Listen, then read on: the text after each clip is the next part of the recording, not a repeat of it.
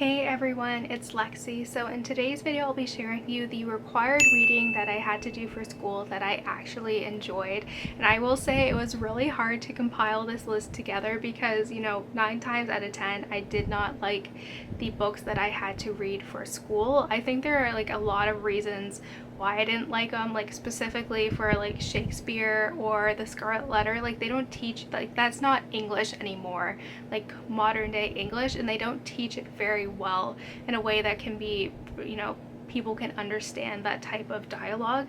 And some of them I just think are way too inappropriate that I had to read. I don't know, and I just got to the point where I was like, I just didn't read it, and so I would just listen to the conversations that we had in class, and then I would focus on those sections during my paper. So, which I think maybe some people will be surprised to hear, but like I said, I'm a reader, and if I feel like a lot of the books that are taught in school need to be updated, and they can be modernized in a bit that keep people, students, engaged and want to discuss these things, which is a topic for another time. But these were the books that I kind of went through my memory of books that I read throughout my schooling, and these were the ones that I actually enjoyed. So yeah, without further ado, let's get started. So the first book would have to be one of the first books that I had to read for required reading at school, and it was The Lion, the Witch, and the Wardrobe by C.S. Lewis. And I remember really loving this book as a kid. I think we read it in grade 3, and I remember after we read it we watched the movie. It was the original one from the 80s or 90s, so it wasn't even the cool live action one. But when that one came out, that's how I celebrated my 10th birthday, because my birthday was in December and that one came out December and all that stuff. But I remember really liking this as a kid, and we rewatched the movies recently and they hold up well, and I do like the story.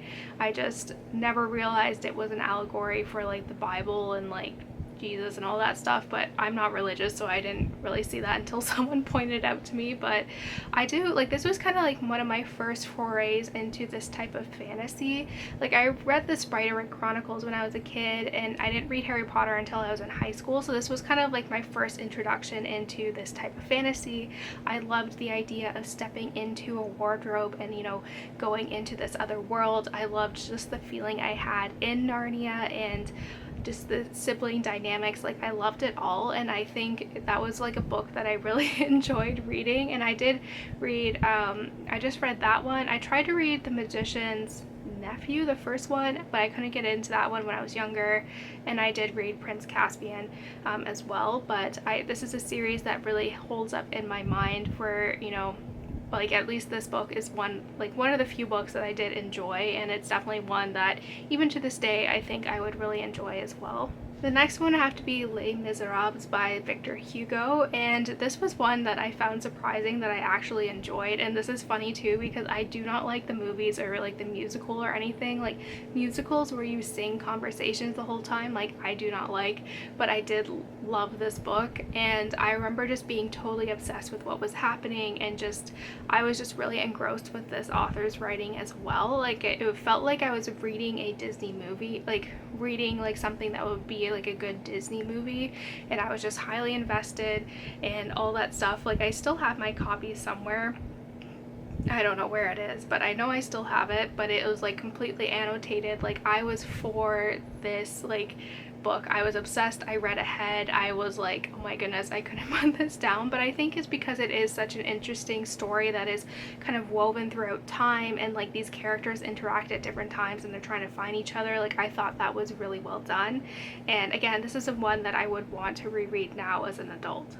Next would be Devil in the White City by Erik Larson. I read this as my required reading for the summer going into grade 11, and this was one that I really enjoyed. So I kind of around this time was getting into murder mysteries. I was getting into the Rizzoli Isle series by Tess Gerritsen, so this one was right up my alley.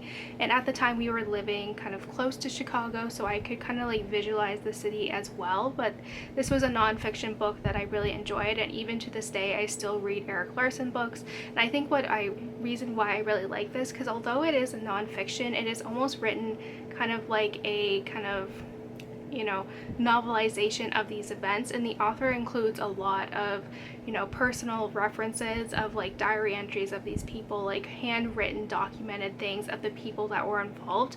So it feels like you're reading like a novelization of these events. It doesn't feel like a dry history book. And again, this was my first foray into this kind of author, but this one follows the World Fair that was held in Chicago in, I want to say, the late 1800s.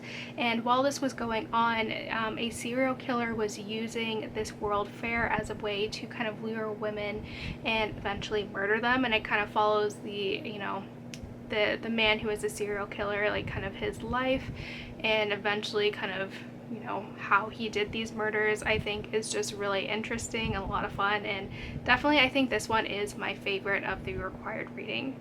And lastly, I have like the Oedipus Rex kind of, you know, book novelizations, and I didn't read, like, this is something I wish I had like more of. I didn't read any of like the traditional Greek, you know, plays or anything like that, but this was like one of the few ones that I actually did read, and so I really liked this one. I thought it was really interesting, and I don't really remember what it was about, but I do remember really liking it at the time, and I know it involves like mom issues and like those type of things, and I did like Antigone as well, but I just think those ones were really interesting, especially because they were written, you know, thousands of years ago, or like I guess centuries ago. Like it was really interesting to read, and I never really read any of the Greek literary classics, and I feel like I'm not doing a good job describing this because I don't really remember too much about it, but I do remember really liking it, and I definitely want to go back and revisit this because, like I said, I did enjoy it. I just don't remember it too much, but yeah, I do really enjoy these, and I do want to get into more Greek